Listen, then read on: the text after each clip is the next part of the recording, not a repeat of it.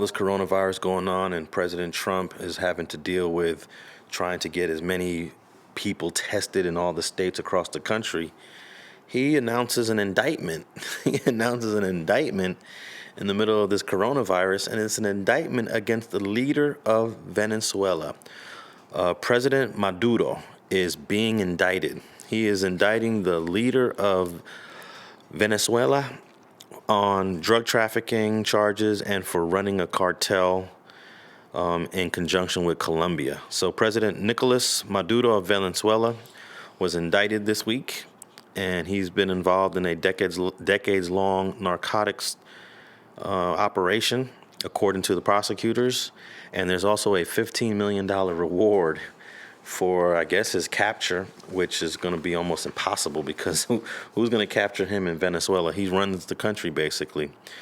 So that was interesting that it was announced earlier this week. It was actually announced on Thursday. And the president of Venezuela is actually accused of running drugs with the Colombian organization known as FARC, the Revolutionary Armed Forces of Colombia. So that's some serious charges that have been leveled against Mr. Maduro. And he immediately went on Twitter and basically started a Twitter beef with Donald Trump. And let me read you his tweet.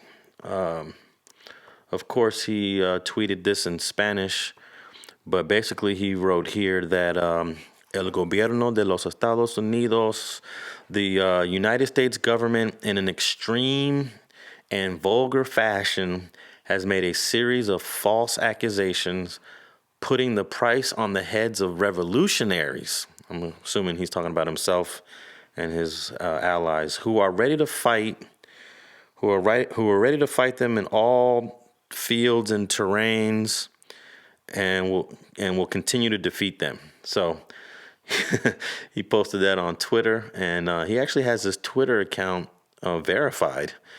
So he must be the only alleged drugs trafficker with a verified Twitter account. You know, this actually reminds me of the Manuel Noriega case.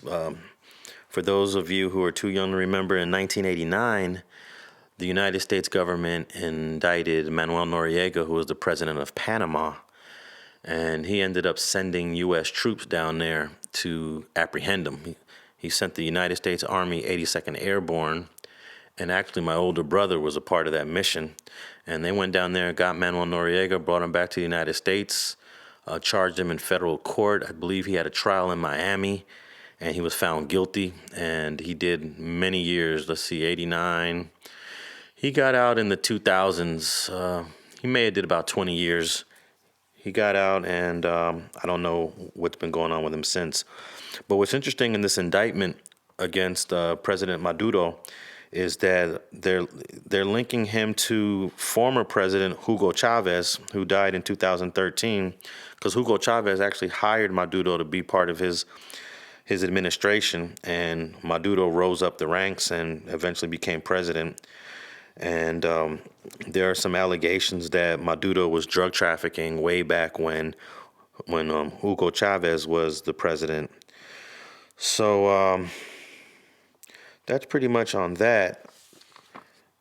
I believe the United States will probably end up going to Venezuela at some point and taking him into custody, because there's no reversing this. Once you introduce this indictment and you get up there and you start talking tough words in a press conference from the White House, the only result is going down there and taking him into custody.